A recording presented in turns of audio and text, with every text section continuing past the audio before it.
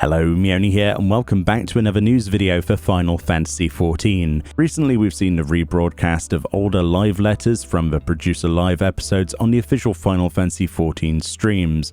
Along with these streams have been some Japanese narration over the top by Naoki Yoshida and the rest of the 14 development team, discussing what was shown in the actual clips and also talking about future parts of the game and bits more relevant to us in the present, with information on the future stuff, along with some trivia on the past. In particular, Iluna Minori and the rest of the Reddit Discord team translated some of the more recent bits of information that are incredibly interesting. So once again, thanks to the Final Fantasy XIV subreddit Discord team for posting this information publicly for everyone to see. Definitely go and show them some love on their Discord if you wish to. So let's read through this. The first point is in regards to the Bosnian Southern Front and the Save the Queen Resistance series. Yoshi P directly commented on its size, and I quote here, "It's so interesting that he forgot what he was supposed to do play testing." End quote. The questline is set to release in patch 5.35, they say, and whilst it's clearly different from Eureka, it is said to be still a large-scale open field instance with lots of players. Next, they talk about the idea of adding new minigames to the Gold Saucer. In particular, they mention the game Trump.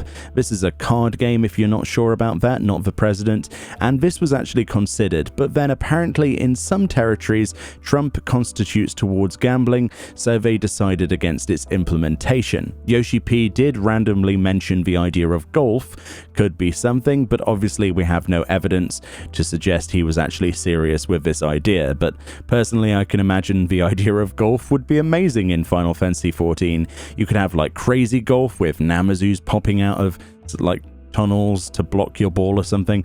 I would love that personally. Next, they talked about how the majority of the maps in A Realm Reborn dungeons were done in excessive length detail and cut down as a result. It's actually where the hard mode versions of those dungeons came from originally, and those cut areas were reused for those dungeons instead, which is really cool if you think about how they worked in terms of content recycling. They continue saying that recently the instance dungeons have been made to such high quality that Yoshi P hasn't had to give much feedback to the team at all. They appear to have been so good recently that Yoshi P would usually approve their design in record time. The development team, however, apparently seems dissatisfied with this approval without added feedback. Yoshi P would say, "Well, I have nothing much to comment on, so isn't that great?" Apparently this makes Yoshi P personally comment that the background team has also got this impression of Yoshi P that Yoshi P would have high praises on the surface, but there's definitely something behind it, end quote. So I guess it must be really difficult if there's literally nothing negative to say about something and it's really well made. It's inevitable that they would second guess their own work, but I do agree personally that the recent dungeons have been exceptional. Another little random point to mention, apparently with the squadron system using the Gambit system, which I guess is what they're calling the AI, the Gambit system is too developer-centric, so they had to modify a lot of it in order to consider passable to players. That's an interesting point, I guess. I wonder if that's anything to do with how the Gambit system would work in Final Fantasy XII. Very interesting indeed. Now on to more trivia. There are currently only 5 members of the Battle System team. The recruitment to get more people into the Battle System team is always open, but the hurdle apparently and the level of development is absolutely at its highest and not something that anyone can do. Yoshi P commented that even for good players, they tend to operate under the mindset of a programmer, so instead of hiring them and growing them, it's more important to have members in that team who are all well grounded. Yoshi P praises there are so many great players out there and admits that he is a massive noob. In Japanese, that's Zako, compared to these players. Foxclon then proceeds to comment that Yoshi P is often called to do playtesting when the Battle System team calls for players outside of their own to conduct tests, signifying that Yoshi P is, too, a very good player. Yoshi P then followed up by saying that players who are better than him would immediately know what to do and how to play the moment they started touching it, and understand things really fast. Yoshi P also then shares his experience with playing Street Fighter IV with Yokozawa-san,